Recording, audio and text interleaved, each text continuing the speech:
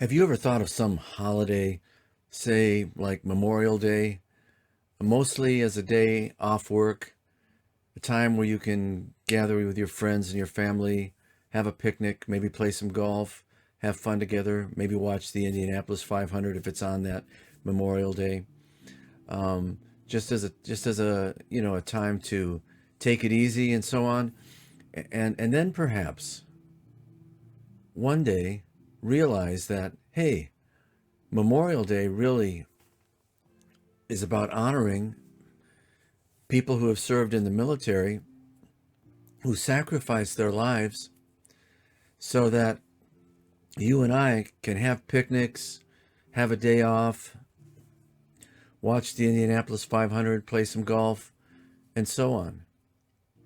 That would be a different way of looking at the holiday. It would be like a paradigm shift, framing the event in a different way. Well, many of us, myself included, have had a paradigm shift about the holiday Christmas. As a kid, mostly even though we went to our religious services, I mostly thought the story was about this sweet, cuddly event with chestnuts glowing on an open fire, Jack Frost nipping at our nose, dreaming of a white Christmas, having a holly jolly Christmas, and yes, eating food, and yes, yes, yes, opening presents. But then I was told of the most countercultural Christmas story I had ever heard. It's in the Bible. It's in Revelation chapter 12, verses 1 through 7. Now, as I read this to you, note this is all about Christmas. We read, "A great and wondrous sign appeared in heaven.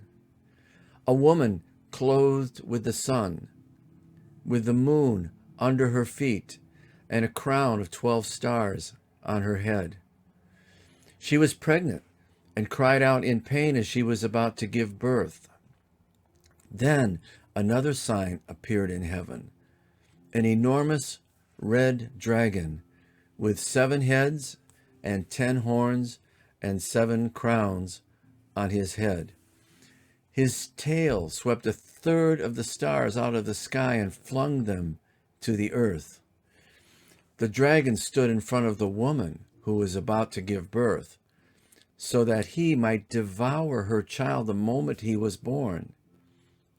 She gave birth to a son, a male child, who will rule all the nations with an iron scepter. And her child was snatched up to God and to his throne. The woman fled into the desert to a place prepared for her by God, where she might be taken care of for 1260 days. And then, verse 7 says, and there was war in heaven. What's going on here? Well, number one, the woman here is not Mary, but it is the ideal Israel, or the messianic community that's expecting the birth of the Messiah. That's what the woman means. And then number two, out of this messianic community comes a child, a Messiah, a Christ, an anointed one of God. Number three, the 7-headed red dragon is Satan. We know that by Revelation 12:9 and 20, verse 2.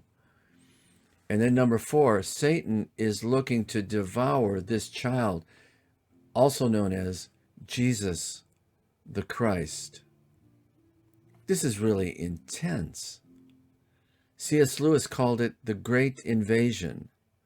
In chapter 7 of Lewis's book, Mere Christianity, Lewis writes this: one of the things that surprised me when I first read the New Testament seriously was that it talked so much about a dark power in the universe, a mighty evil spirit who was held to be the power behind death and disease and sin.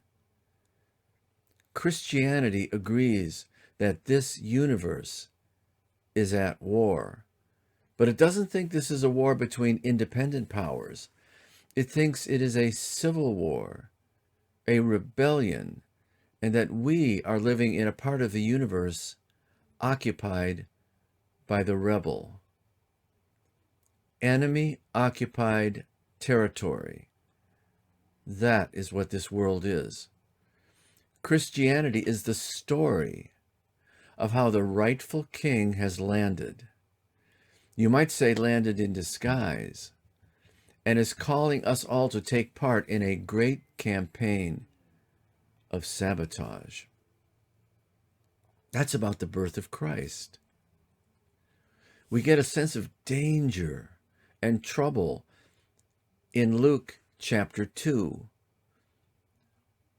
where the old man, they're in the temple area, and the old man Simeon takes the baby Jesus in his arms and praises God, saying this, "Sovereign Lord, as you have promised, dismiss your servant in peace.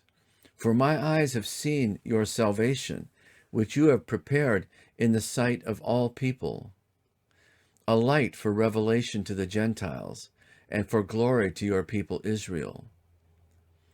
Then the child's father and mother marveled at what was said about him.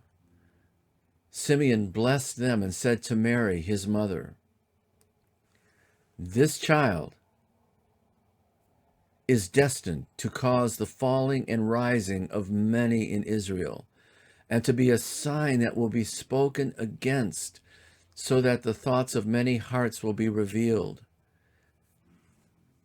And Mary, a sword will pierce your own soul too." Wow. This is the Christmas story.